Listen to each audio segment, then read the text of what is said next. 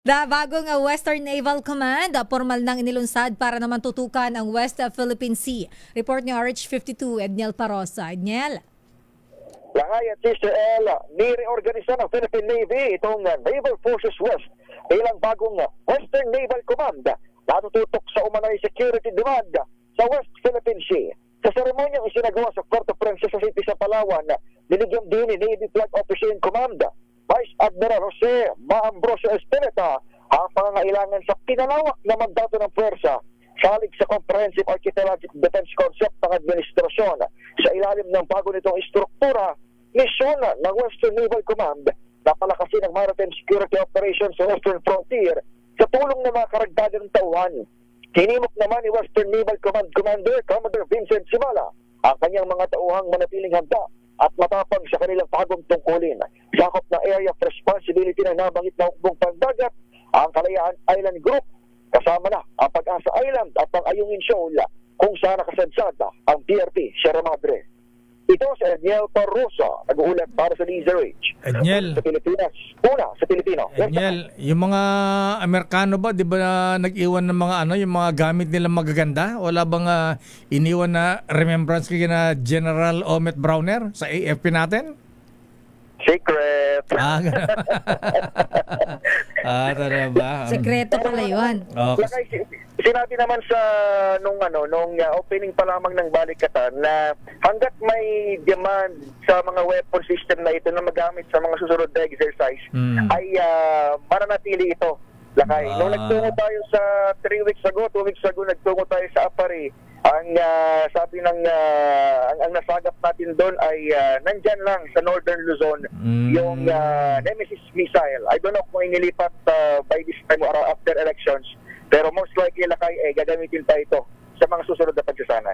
So hindi na inuwi sa Amerika, dito na lang yan. Yung unang location lakay sa Batanes, dinala sa Batanes doon kay Governor Mari Lucayco, kaya lang inalis din agad after a few days.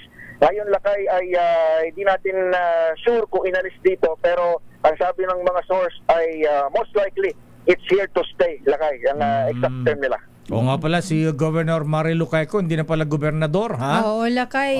Tumakbong congresswoman pero natalo yata. Siya lakay ay natalo. Ang kalaban niya ay si Gato Serriaco Jr. Yun ang panalo. Yun ang panalo. Ayan. Sayang, ha? Sayang. Galing-galing pa naman ni Governor Mari Lucayco. Ayan. At congratulations din kay Kuyang Sani Isayas Ubana. Aba, Kuyang Sani, ikaw pala ay nanalong mayor dyan sa Lopez, Quezon. Ayan. Abay, sabi ni Kuyang Jojo Atienza, ayan, at mga brethren, mayor leadership bring greater honor to the craft and continued service to the community. Ba, congrats, Kuyang. At congratulations din sa... Asan ba yung mga... pero lakay, nasa linya pa yata si Edniel. Edniel, thank you. Hindi pa nag-extra ito. Hindi pa nag-extra. Kala ko nag-extra na eh. Bago lang ako magparam lakay, isigit ko lang si former Governor Mari Lucayco. Ang maganda pa sa kanya, siya rin ay reservist ng Armed Forces of the Philippines. Ganun ba? Alam mo lakay, kapag nagpunta ka sa Batanes, ang birawan nga doon kapag lumanding ang aeroplano mo, mas marami pang AFP reservist kaysa sa mga nakasibilyan na damit. Talaga? Nung nag-bumisita tayo doon nitong nakaraang taon, mas marami pang naka-uniform ng AFP kumpara sa mga nakasibilyan. At least doon sa kanilang airport. Ano ba si Governor Cayco? Army, ayan, Air Force, Navy? Hindi ko lang balikan kita dyan lakay, pero alam ko i-reservist siya ng Armed Forces dahil syempre kapag binabagyo yung Batanes, kasama siya rin doon sa mga initial responders lakay. Maliban sa kanyang tungkulin bilang opisyal, at least noon bilang gobernadora. Okay nga Rod, maraming salamat Edniel.